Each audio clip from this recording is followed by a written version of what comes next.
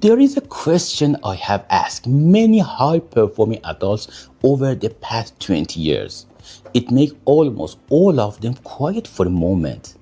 The question is this: if a close friend described you behind your back to someone who had never met you, and the description was perfectly accurate, would you be comfortable hearing it? Most people, in my experience, would not. And the gap between who you really are and who you have learned to perform is, I believe, the single most important thing in your life that no one is talking to you about. So let's talk about it. Welcome back to Paya, Wheel of Life. I'm Dr. Farzin. This channel is about the work of building a whole life across the 8 areas that hold a life up. The first of those 8 is self and identity. This video will take about 11 minutes. By the end, I want you to have a small, honest tool, a tool for noticing where your real self ends and where your performed self begins. Here is something that took me a long time to understand. In engineering, we have a name for this. We call it a load pass. A load pass is the invisible line through a building.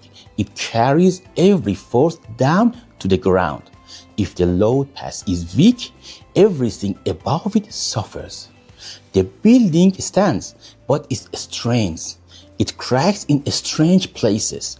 It cannot hold the weight of it was built to hold. A life works the same way. Your identity, the answer to who am I, really is the load pass of your whole life. Every role you play, every relationship you build, every decision you make, all of it rests on your identity. When the answer is clear and honest, life feels heavy but solid. When the answer is borrowed, performed, or avoided, life feels light at first. Then, somewhere in your mid-30s or mid-40s, sometimes earlier, sometimes later, the structure starts to groan under a weight it was never built to hold. Now, here is the part I want you to really hear.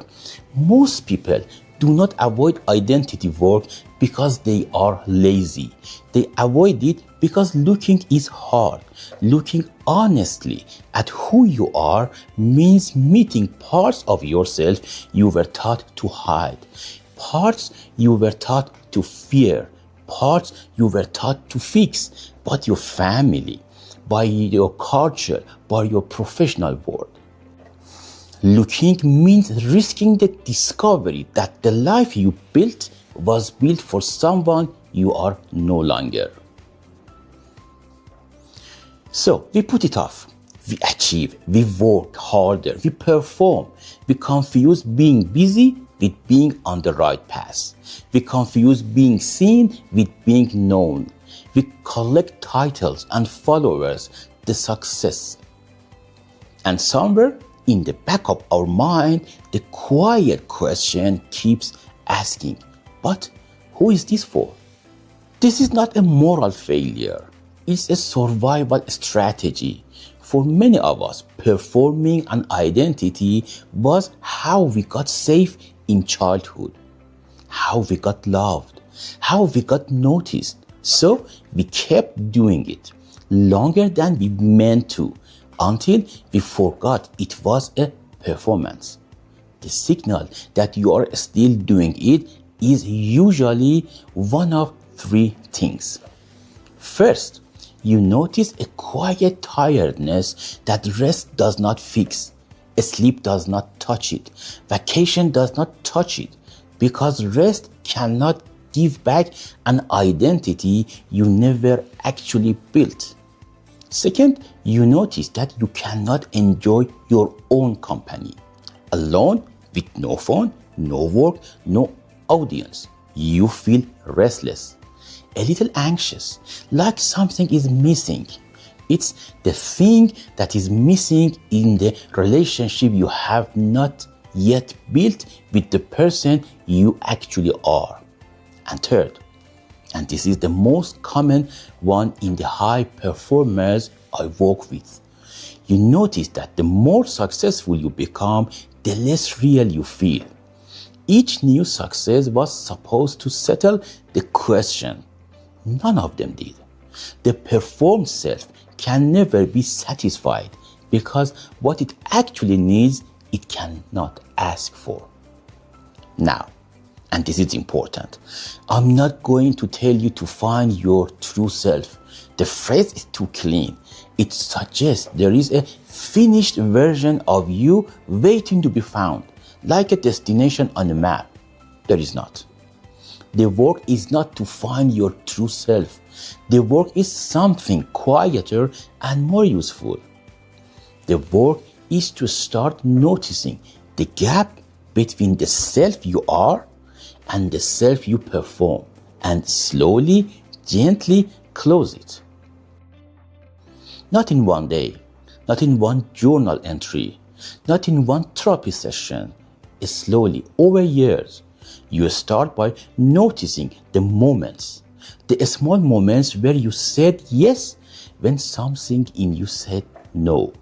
The moment where you laughed at a joke you did not find funny. The moments where you took the call you did not want to take.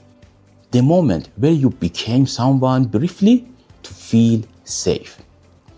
Each of those moments is a clue. They are not failure. They are data. They are showing you where the gap lives.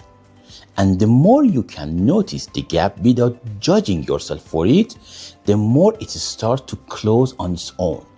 Here is the strange thing about identity work.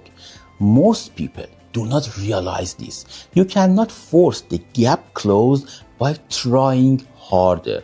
The harder you try to be authentic, the more you are performing authenticity. The work is the opposite of what it seems. You close the gap not by chasing it, but by being willing to look at it. Identity is not a project, it's a relationship. And like every important relationship, it grows only when you stop trying to control the outcome. So, here is what I would like you to try this week. Find a 20 minutes, no phone, no music, no notebook open in front of you for show. Sit down, alone, write the answer to one question. The question is, if no one in my life would judge me, what would I stop doing? Do not study the answer. Do not act on it yet.